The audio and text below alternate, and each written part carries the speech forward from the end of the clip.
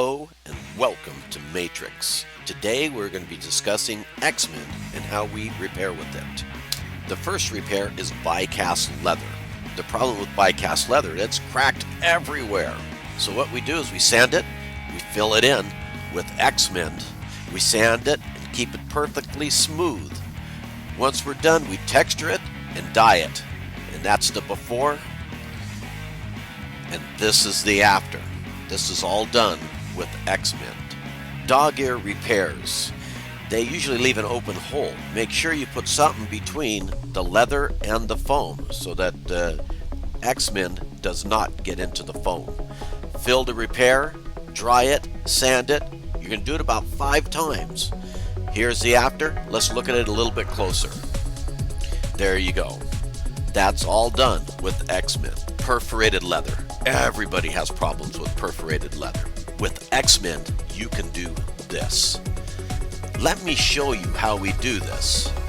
The first thing we do is get something between the leather and the foam underneath the leather so that when we put in the Xmend, it doesn't stick to the foam. Once we have it flattened out, then take your needle,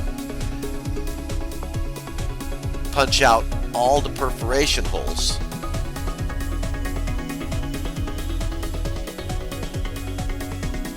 Once you get them all cleaned out, take the back side of the needle, flatten out the leather just to make sure it's as smooth as possible. Once you're done with this, you're going to have to clean out some of the perforations again. Make sure all the perforations are clean before you start sanding. Make sure it's dry before you start sanding. You're going to do this process probably about 5 times. So once you get to a point like this, you may wonder, well, what do I do now? Just apply it again. When you apply it like this, normally I'll use 2 hands, but unfortunately I had to hold the iPhone with the other hand. So you make it as smooth as you possibly can. Then you'll go back through, clean out all the perforation holes, and then sand it again. Once the surface is as smooth as you possibly can get it, then we'll take and put color on it. Even after I shoot color on it, if they're still showing some damage, I'll fill it in again with Xmend, because the Xmend will bond to your coating.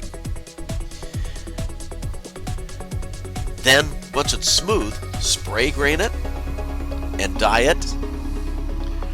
Pull the tape away, and this is what you have. It is amazing. This vandalism was done with razor blades. We filled it in with Xmend, and this is the after product. Isn't that amazing? Let's look a little closer.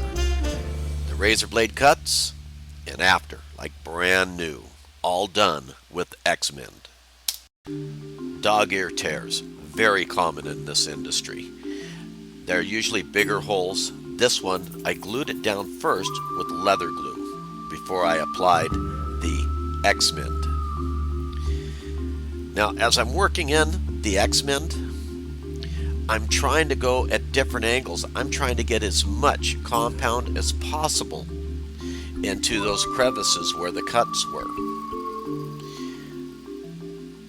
If you notice, I go many different directions, and this helps work in the Xmend as far as possible into the damaged areas.